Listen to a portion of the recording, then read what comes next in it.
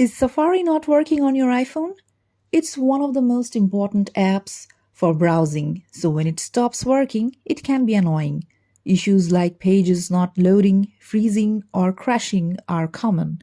In this guide, I'll walk you through easy steps to fix these problems. Let's get started. Solution 1. Check your internet connection. Make sure your iPhone is connected to Wi-Fi or cellular data. Swipe down from the top of the screen to open the control center and turn on airplane mode for 10 seconds, then turn it off. Open another app like YouTube to check if the internet is working. Safari may not load pages properly if the internet connection is unstable. Solution 2. Clear Safari cache and website data. Open Settings on your iPhone. Scroll down. Tap Apps. Scroll down and tap Safari. Scroll down and tap Clear History and Website Data. Confirm by tapping Clear History again. Clearing cached data can help if Safari is loading outdated or corrupted information. Solution 3. Disable Safari extensions. Open Settings on your iPhone. Tap General. Tap iPhone Storage. Scroll down and tap Safari.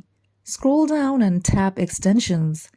Turn off any extensions that might be causing problems or remove unknown extensions. Sometimes extensions can conflict with web pages or block content from loading. Solution 4. Restart Safari and your iPhone. Swipe up from the bottom of the screen to open the app switcher.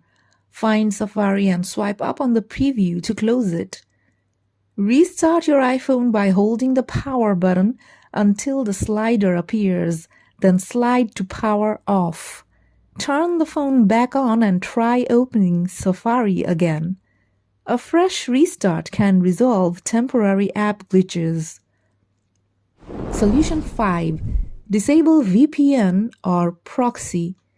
Open Settings on your iPhone. Tap General. Scroll down. Tap VPN and Device Management.